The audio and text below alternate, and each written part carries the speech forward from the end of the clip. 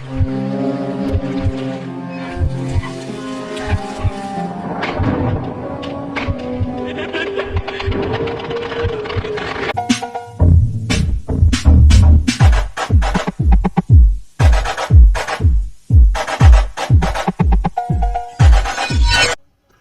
بینندگان عزیز، لطفاً برای دیدن ویدیوهای بیشتر کانال ما رو سابسکرایب کنید. زن جوانی که شوهر میانسال خود را با نقشه عجیب به قتل رسانده بود، در حالی که راز این جنایت هولناک را فاش کرد که ادعا می‌کند شیوه و شگرد قتل را در فضای مجازی جستجو کرده است. در خصوص پیگیری پرونده‌ای با موضوع قتل و خیانت، حدود 20 روز قبل بود که ماجرای کتک خوردن وحشتناک یک زن جوان نیروهای کلانتری مهرگان مشهد را به تکاپو انداخت. گزارش‌های پلیس 110 در حالی از اختلاف خانوادگی شدید حکایت داشت که خانواده عزادار عروس خانواده را زیر مشت و لگد گرفته بودند.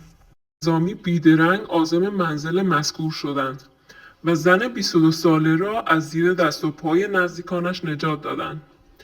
بررسی‌های پلیس در این باره نشان داد همسر 41 ساله زن جوان 3 روز قبل دچار مسمومیت حاد شده و به بخش مسمومان بیمارستان امام رضا علیه السلام مشهد انتقال یافته، اما تلاش کادر درمانی برای نجات این مرد از مرگ به نتیجه نرسید و او به دلیل عوارض ناشی از مسمومیت شدید جان سپرد.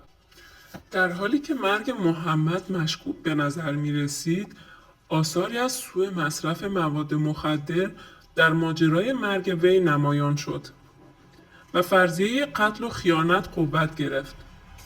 اطرافیان متوفی درباره علت مرگ وی به بهناز همسر 22 ساله متوفی مظنون شدند. به همین دلیل نزدیکان محمد به طور پنهانی گوشی تلفن عروس خانواده را بررسی کردند و با پیامی روبرو شدند که بهناز برای فرد ناشناسی ارسال کرده بود. مضمون این پیام مبنی بر این که کسی متوجه نمی شود که من این بلا را سرش آوردم، این خانواده عزادار را به کنکاش واداشت، چرا که آنها احتمال می دادند محمد توسط همسرش مصموم شده است. با تحقیقات بیشتر درباره چگونگی مرد 41 ساله، ماجرای مذکور اهمیت خاصی پیدا کرد و فرضیه وقوع جنایت مطرح شد. این گونه بود که نیروهای کلانتری مهرگان مراتب را به قاضی ویژه قتل عمد مشهد اطلاع دادند و زن 22 ساله را ویژه قضایی از کارآگاهان اداره جنایی پلیس آگاهی خراسان رضوی خواست تا بررسی‌های آنان قبل از اعلام نظر پزشک قانونی بیانگر آن بود که مرد 41 ساله بر اثر مصرف بیش از حد متادون، داروهای مخدر و مشروبات الکلی جان باخته است. حالا دیگر پرونده پیچیده روی میز قاضی قرار گرفته بود و اظهارات بهناز فرضیه جنایت را قوت بخشید، چرا که او مدعی شد از مدتها قبل با همسرش اختلاف داشته است، اما شوهرش او را طلاق نداده. از سوی دیگر ارسال پیام مشکوک برای فردی ناشناس با مضمونی جنایی موجب شد قاضی دستور بازداشت موقت زن 22 ساله را صادر کند، چرا که تحقیقات غیر محسوس کارگاهان نیز بر فرضیه وقوع قتل مهر تایید زده بود.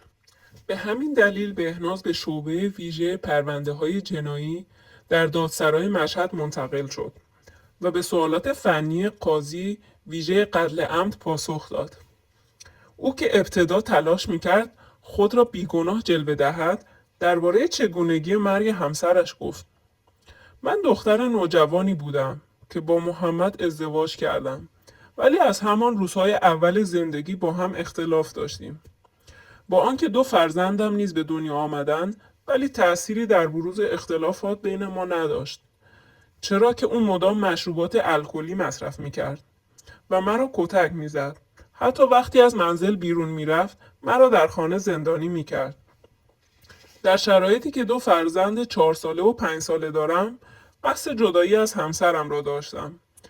ولی او مرا طلاق نمیداد تا اینکه چند شب قبل به دلیل زیاده روی در مصرف مشروبات الکلی حال وخیمی پیدا کرد و من هم زمانی که دیدم کف از دهانش سرازیر شده است با نگرانی ماجرا را به خانواده‌اش اطلاع دادم که آنها هم سراسیمه خود را به منزل من رساندند و سپس شوهرم را با اورژانس به بیمارستان منتقل کردند.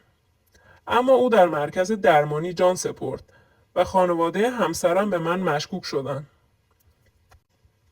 این زن 22 ساله در پاسخ به سوال مقام قضایی مبنی بر اینکه آن پیامک را برای چه کسی ارسال کردی گفت: او جوانی مجرد است که در یکی از روستاهای ملایر زندگی می کند و در فضای مجازی با او آشنا شدم. با این اظهارات دیگر تردیدی وجود نداشت که مرد 41 ساله در یک حادثه جنایی و به طرز مرموزی به قتل رسیده است. به همین دلیل شیوه سوالات قاضی ویژه قتل عمد رنگ و بوی جنایی گرفت و سوالات انحرافی و تخصصی خودکفایی کرد. زن جوان که دیگر نمیتوانست حقیقت موضوع را پنهان کند، وقتی به بنبست تحقیقاتی رسید، ناگهان راز هولناکی را فاش کرد. او گفت: آنقدر از رفتارهای همسرم خسته شده بودم که تصمیم به قتل او گرفتم. اما درباره شیوه قتل تردید داشتم تا اینکه پس از جستجو در گوگل به نقشه‌ای رسیدم که همسرم را با استفاده از داروهای مخدر به قتل برسانم، چرا که او مدام مشروبات الکلی مصرف می‌کرد و همه خانواده‌اش از این موضوع خبر داشتند. پس از آنکه شیوه مرموز قتل را آموختم، مقدار زیادی متادون تهیه کردم و درون بطری مشروبات الکلی همسرم ریختم. او شب هنگام مشروبات آلوده را نوشید و در حالی که کف از دهانش سرازیر شده بود، کف اتاق افتاد. من هم بلافاصله موضوع را به خانواده‌اش اطلاع دادم و غیره. اگرچه اعترافات زن جوان را از این جنایت وحشتناک را فاش کرد، اما واکاوهای تخصصی در این پرونده نشان داد که افراد دیگری نیز با توجه به مضمون پیامک ارسالی از سوی بهناز در این ماجرای جنایی نقش دارند. به این گونه بود که قاضی با صدور دستور محرمانه‌ای بررسی‌های بیشتر درباره زوایای پنهان این ماجرا و دستگیری دیگر عوامل مرتبط را با این جنایت را به کارآگاهان دایره قتل عمد پلیس آگاهی خراسان رضوی سپرد. به گزارش روزنامه خراسان تاکنون 2 مرد جوان به اتهام همدستی با زن 22 ساله شناسایی شده‌اند که بررسی تخصصی توسط سروان اسماعیل همچنان ادامه دارد. دوستان عزیزم، خیلی ممنون به خاطر اینکه برنامه ما را تا آخر تماشا کردید. لطفاً برای دیدن ویدیوهای بیشتر کانال ما رو سابسکرایب کنید و زنگوله هم فشار بدید. خیلی ممنون. تا برنامه بعدی، خدا نگهدار.